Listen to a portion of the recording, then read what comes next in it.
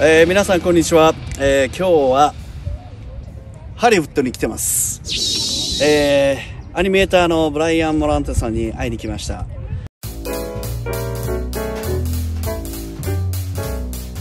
I mean, animation is just made up of pieces, right? Design, character design, writing, like it's when you look at a movie or a TV show, it's a huge undertaking, but it's broken down into small digestible pieces that you can, finish something in a week. Plus, I'm working with a whole team of people that know what they're doing in their respective fields. Did you find a difficulty of staying at home and communicating with them and creating the stories? Yeah, it is. There are some challenges where it's like you're working on Zoom, you can't really talk over each other. So something like a writer's room, you're like waiting to talk and taking turns, and it's not when ideas are flowing and you want to have fun and you're laughing. Also, when you laugh or anything loud, it mutes out on the other end of Zoom. So that's challenging, but there are other benefits where we just like constantly sending each other links to funny videos that we've seen and can watch it right there. So. Are you used to it now? Yeah, I mean, it's all I've known actually. I mean, I've never been in a writer's room before that, and but yeah, like, and a lot of people I'm working with are in Canada, so even if we were in an office, we'd still be on Zoom and all that. So, do you think you're gonna go back to the studio when COVID is just? Yeah, I think so. I think for at least part of the day, or part of the week, maybe. Because it'd be nice to actually interact with people, and it seems your studio is a great environment. I've been there at your studio one time. So even though the life will be changing after the COVID, but still, what do you think? What's the new world look like? As far as like working in studio or working in the studio and working at home, that's gonna be a little. Yeah, I know. Both. I know in the animation industry, a lot of people are like, "Well, why do I have to live in LA? It's so expensive." And I moved here from Michigan. That's right. And also studios realizing like, oh, we can do all of this remote. So it's an interesting. I feel like we're still in a flux of like seeing where that's going to go. Because some company doesn't have a head office anymore, right? Right. Well, Facebook and Google both decided not to have offices, or they have them, but you're not required to go there anymore.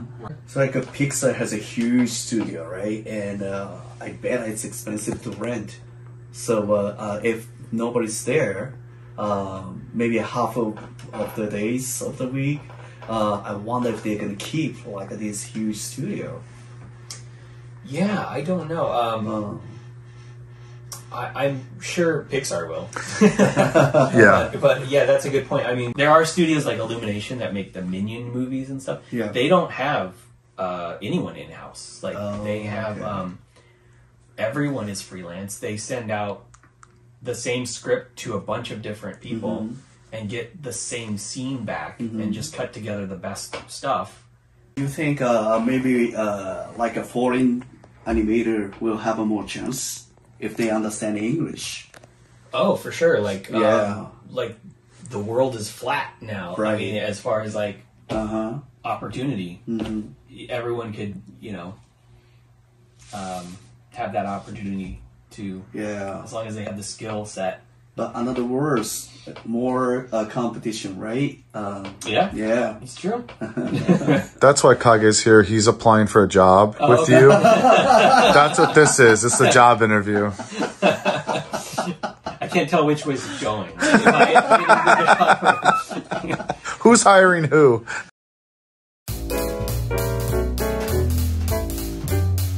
A lot of people say, "Oh, I should draw more." Instead of no, not like I should draw more. It's like I want to draw more. If you're in that learning phase, especially, it's like You gotta want to do it, and I think some people are just pressured that you gotta go to get a degree, do something. Well, I don't know what I want to do. I'll study art. I'll do art. Okay, you better get a degree in art. That's what we expect of you, and then they're living with other people's expectations of them, like parents a lot of the time. Yeah, I realized that after the COVID, giving the pressure is not training, and forcing someone, that's not teaching. Yeah. I think the most important thing is, as a teacher, to teach from experience and teach what you feel that you really know, and also encourage, the students. Give them the praise, give them encouragement, give them that belief system that, listen, it's not where it needs to be right now. This caricature or this figure, it's not really as good as it could be, but I know you could do better if you do this. Maybe you should practice doing this. So for the teacher to try to find what it is specifically that student is missing. Like I noticed with students when I was teaching figure drawing, these students are clearly missing the understanding of form. They don't understand how the forms, work, the construction. So therefore, how are they ever going to get an effective drawing if they don't understand that? So, hey, why don't you study this? I just want you to copy that. Or so to have suggestions, for the students, when you're looking at their work. Interesting. Encouraging and suggesting. Yeah. Okay, I see. Yeah. Creative artists like you, how do you look at the new world? How, art can contribute for a new society? I mean, I think, I think the structure of art has changed now since the pandemic. I think more artists can get hired now in this world, international world, through the use of meeting clients through Zoom, and this technology has really changed and going to open up this world more of a global market where it had that but wasn't as big. And I think now people are so accustomed to doing things online, they're more open to it. And then you look at this new NFT world of these non-fungible tokens with digital currency, where people are buying artwork that are just digital prints, and that's going to create a whole new world for artists. And as long as there's kids on this planet, there's always going to be a need for toys and animation and games. I see. So chance is more open. Oh yeah, to all foreign artists. Oh, absolutely. I think that opened up, even in animation, huge, where now they can hire artists from Japan. The one thing I would say that's very important as an speaking internationally is, like yourself, learn how to speak English. Yeah. Because then you open up the doors even more. So if you feel like, what can I do? It's not just going to be your artwork. Yeah. It's going to be the fact that now you speak English too, which is international. I can talk to people in France. I can talk to people in Germany. I can talk to people in England, America, all over the world. So I think that's a very important thing. But at the same time, more competition, right? Yeah, yes, but I wouldn't necessarily look at it like that. I think because there's so many doors have opened, it doesn't matter. It's not like everyone's shooting for the same funnel, Even though now it's just broader. Now there's 10 people in this line, 20 in that line, 5 in that line, 10 in this line. There's so many different areas of art to get into. Yeah, they're sure there'll be a little bit more of that. There's more people out there, but again, these are the sort of mindset things that I wouldn't ever let stop me, or any artist should let stop them. Just don't be so afraid of the competition. It's just we all have competition. So what? That's the fact of life. Yeah. Well, thank you. Yeah, we gotta go.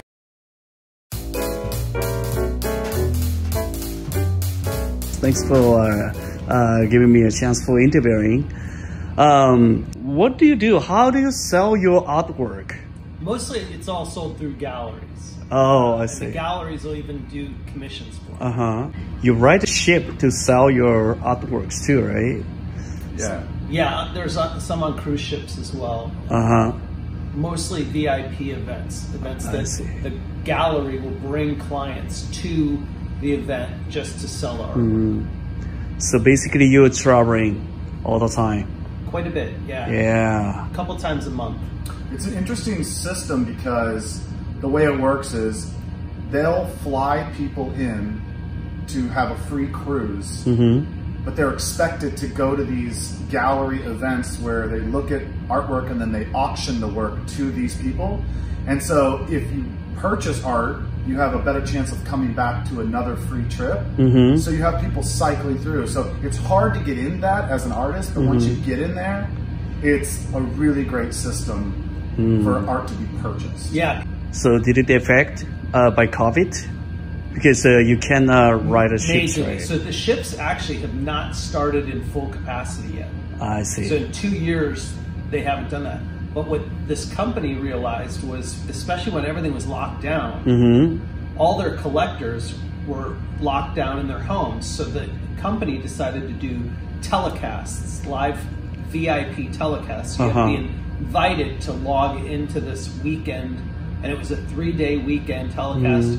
Then they'd come into my studio and film me, you know, through Skype and talk to me, and then they would do the same thing. And they did $170 million over COVID in online sales. Just doing online sales. Wow. Yeah, and that number keeps growing all the time.